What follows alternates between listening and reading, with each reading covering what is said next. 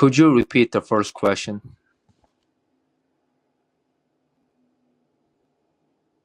Of course. So, as your theological study buddy, I'll put it this way again. Looking at how Naomi came back to Bethlehem and comparing that with how Adam was moved out of Eden, there's a theme of leaving and then returning to a place where God's presence is central. What do you think this suggests about the importance of returning to that kind of spiritual home base, like the church or any place where we feel close to God? I'd love to hear your thoughts on that. I think that's a really good question. And I believe that the story of Naomi emphasizes that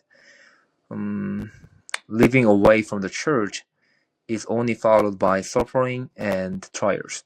Look at how Naomi had to suffer after she left Bethlehem. She lost her husband and her 2 sons. And when she came back to Bethlehem, it was the time of harvest, so she could find food.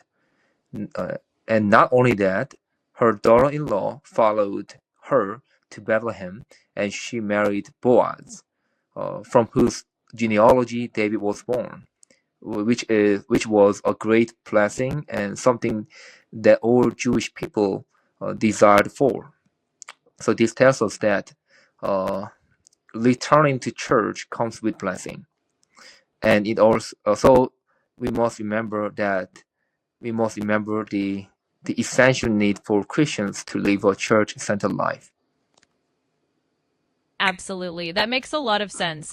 And I think you really highlighted something important there.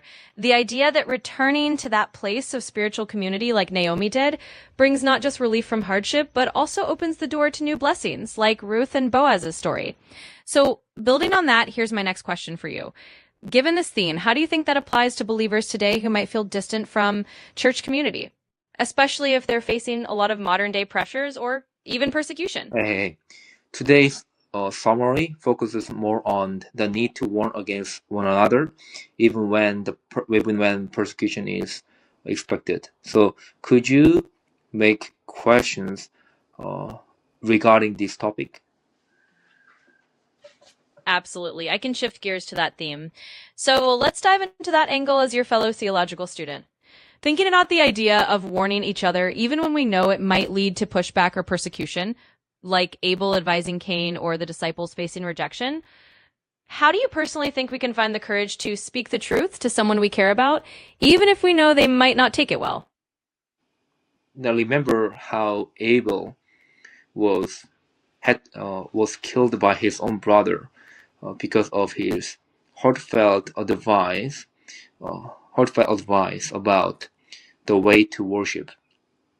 And 2 Thessalonians chapter 1 verse 4 to 5 says, "Those who are troubled will be comforted by God."